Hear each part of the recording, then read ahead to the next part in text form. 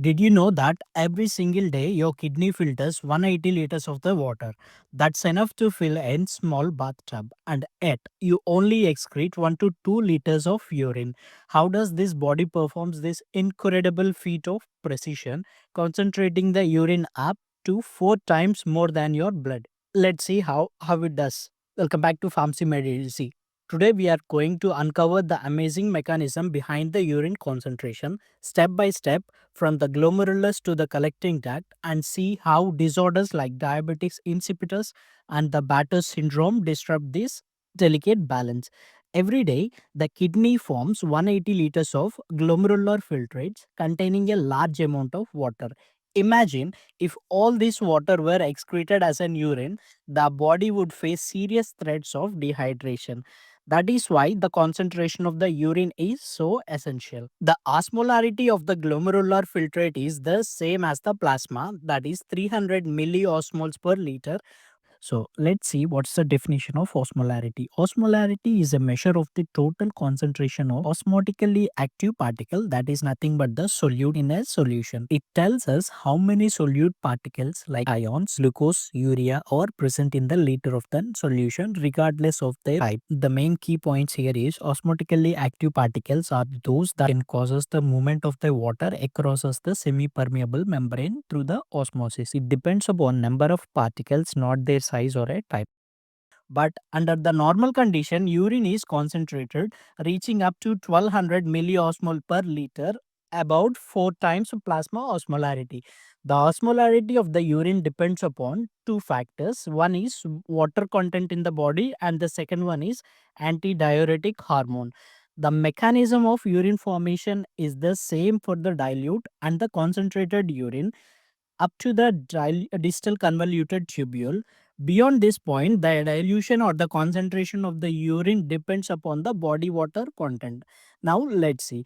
When the water content in the body increases, the kidneys excrete dilute urine. This occurs due to the inhibition of ADH secretion from the posterior pituitary gland.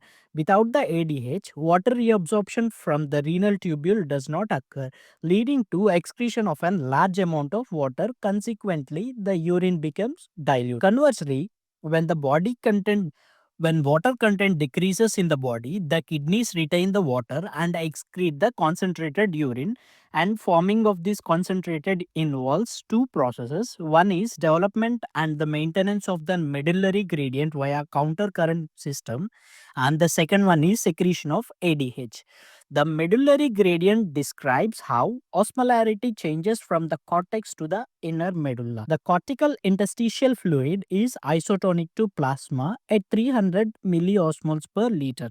The osmolarity near the outer medulla is about 300 milliosmoles per liter, but as we move towards the inner medulla, the osmolarity gradually increases, reaching 1200 milliosmoles near the renal sinuses. This gradual increase is called the medullary gradient, which is crucial for the urine concentration. So, the kidney uses an unique countercurrent mechanism to develop and maintain this gradient. The kidney uses an unique countercurrent mechanism to develop and maintain this gradient. A countercurrent system consists of U-shaped tubule where the fluid flows in the opposite direction in the two limbs. There are two major components. One is countercurrent multiplier, the loop of Henle, and the current countercurrent exchanger, that is Vasa recta. Now let's start with then countercurrent multiplier, the loop of Henle. The loop of Henle of juxtamedullary nephrons is long and it extends deep into the medulla. It functions as an countercurrent multiplier, establishing the hyperosmolarity of the medullary interstitial fluid. The main mechanism is active reabsorption of sodium chloride and other solutes from the ascending limb into the medullary interstitium. These solutes accumulate, raising the osmolarity of interstitial fluid. Due to the concentration gradient, sodium and the chloride diffuses back into the descending limb, travel around the hairpin bend, and reaches the ascending limb again. This recirculation continues, leaving only a small portion of the sodium and chloride to be excreted. Additionally, new sodium and chloride are constantly added into the descending limb by filtration. The combined effect of ascending limb reabsorption and the addition of new solute multiplies medullary interstitial osmolarity, forming a countercurrent multiplier system.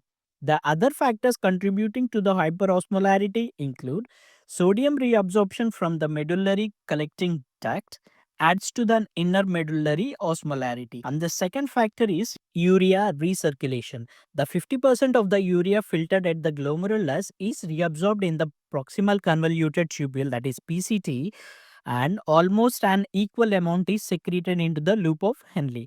By the time the fluid reaches the distal convoluted tubule, it contains as much urea as originally filtered. So the collecting duct is normally impermeable to urea, but in the presence of ADH, that is antidiuretic hormone, the water is reabsorbed, concentrating the urine. Due to the concentration gradient, urea diffuses from the inner medullary collecting duct into the medullary interstitium. This urea recirculation accounts for 50% of the hyperosmolarity in the inner medulla. So, and the urea enters the ascending limb via the distal tubule, passing through the collecting duct and re-enters the interstitium repeatedly. The only small amount is excreted in the urine. UTA1 and UTA3 urea transporters activated by ADH facilitate this diffusion. Now is the countercurrent exchanger, that is with the Vasa recta. Now let's zoom out for a moment and see what Vasa recta is. Vasa recta are specialized straight capillaries in the kidney that run parallel to the loop of Henle of juxtamedullary nephron. They arise from efferent arteriole of juxtamedullary nephrons. They descend into the renal medulla, loop around, and then ascend back downward the cortex. Their arrangements form then hairpin loop, just like a loop of Henle. As blood flows slowly, the sodium chloride from the ascending limb of Henle enters the medullary interstitium, then into the descending limb of Vasa recta. The water is simultaneously diffuses from the descending limb of Vasa recta into the interstitium. By the time blood reaches the ascending limb of Vasa recta, the sodium chloride concentration rises. The sodium chloride diffuses back into the medullary interstitium and the water diffuses into the blood. This hairpin structure prevent washout of solutes. Without it, the blood would remove all medullary sodium chlorides and collapse the gradient. So the urea recycling is also occur via the vasa recta, maintaining the hyperosmolarity. Sodium chloride and the urea are exchanged for the water between the ascending and descending limbs, the true countercurrent exchanger. So now let's see the role of ADH, as that is antidiuretic hormone. The final concentration of the urine is achieved by ADH. Normally, the distal convoluted tubule and the collecting ducts are impermeable to water. In the presence of ADH, they become permeable, enabling the water reabsorption, also called facultative reabsorption. A large quantity of the water is removed from the tubular fluid as it passes through these segments, resulting in the hypertonic urine with the osmolarity up to 1200 milliosmoles per liter. Now let's see segment by segment summary. In the Bowman's capsule, the filtrate is isotonic to the plasma, that is 300 milliosmoles per liter, contain all plasma substances except the proteins.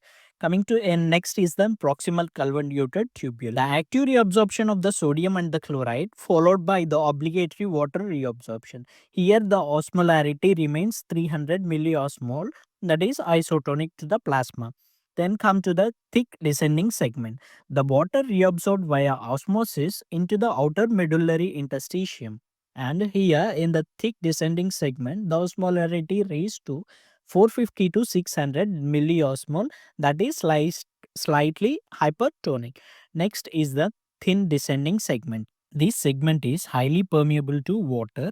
Osmolarity equilibrates with an hypertonic medullary interstitium. And in the thin descending segment, the short loop, that is 600 milliosmol at the hairpin. In the long loops, it is 1200 milliosmol per liter at hairpin. The next is thin ascending segment. Sodium chloride diffuses out, water is impermeable. So, and the osmolarity drops to 400 milliosmol, slightly hypertonic. Next is the thick ascending segment, which is impermeable to water. Active sodium chloride reabsorption. Here the osmolarity falls to 150 to 200 milliosmol per liter, which is hypotonic. Next is the distal convoluted tubule and the collecting duct. In presence of antidiuretic hormone, the water reabsorbed via principal cells, and here the osmolarity raises to the 1200 milliosmol per liter, that is hypertonic urine. Now let's see the final part of this video, that is applied physiology. First one is osmotic diuretic. Excess solutes like a glucose causes the water retention in the tubules, which is common in the diabetic mellitus. The second one is polyuria. Excess urine output seen in the diabetes insipidus due to ADH deficiency. And the third significance is syndrome of inappropriate ADH, that is SIADH. ADH hypersecretion, thereby water retention decreases extracellular osmolarity. And the next consequences is higher nephrogenic diabetes insipidus. Here there is a normal ADH secretion, but the tubules are unresponsive, resulting in the polyuria. And the last one is Bartter syndrome. This is the genetic defect in the thick ascending limb, impaired sodium water reabsorption, leading to the sodium and the water loss in the urine. And that brings us to the end of our journey through the physiology of urine concentration. If you found this explanation helpful, make sure to like, share, and subscribe for more high yield medical physiology content. Drop your questions in the comment, and I'll be glad to clarify them in the future videos. Remember, understanding these mechanisms is a key to master the renal physiology. Thanks for watching. See you in the next one. Stay healthy, stay cheesy with Pharmacology. Follow for more.